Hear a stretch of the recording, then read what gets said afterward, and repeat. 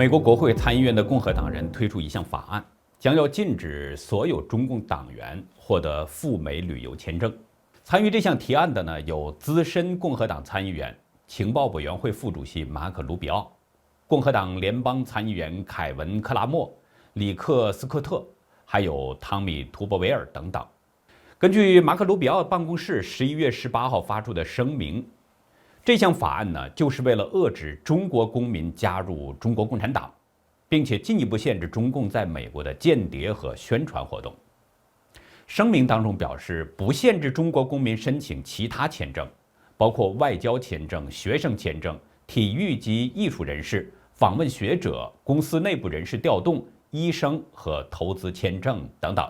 卢比奥说在中国共产党成为全世界唯一强国的计划中，他寻求削弱和破坏美国。每个共产党员都被要求肩负实现这个目标。允许中共党员在美国度假、购物或经商是不符合常理的。克拉默表示，任何人不需要中情局的权限就能知道，北京是一个坏角色。美国需要跟中共进行战略脱钩。克拉默说呢，每一天中国共产党都在伤害着美国的利益。我们的法案将对中国共产党成员进行更严格的签证审查，不管他们想进入美国停留多久。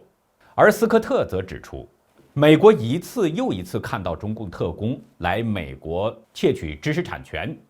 在美国的土地上追踪美国公民，以及渗透到美国的关键研究机构，这些都是可怕的事实。他说，共产党中国是我们的敌人，正在寻求全面统治世界。斯科特表示，许多中国游客都是善意的，应该被批准进入美国，但我们不能对中共所构成的风险视而不见。联邦政府必须要彻底的审查，确保来自共产主义中国的访客不是中共特工，或者与中国共产党有任何关联。斯科特还敦促其他的参议员一起来支持这个法案。他认为这项法案将保证美国国家的安全，让外国的间谍远离美国，并且保护美国宝贵的商业机密。图伯维尔说呢，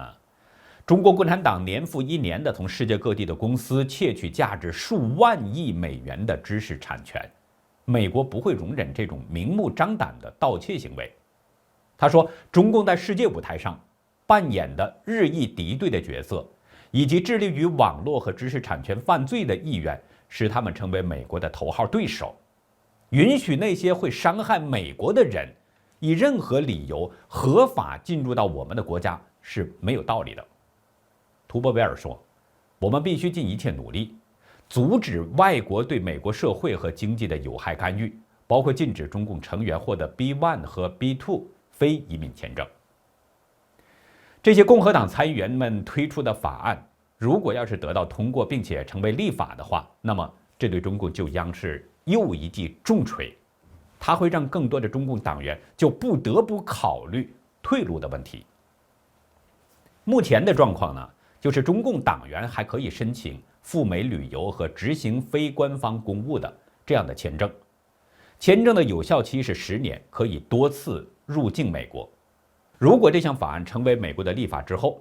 那么所有曾经加入过中国共产党组织的人，以后呢可能就不会那么容易拿到美国的签证了，甚至可能不能再申请美国的签证了。而他们在美国置办的那些资产和存款，可能离他们也就越来越远了。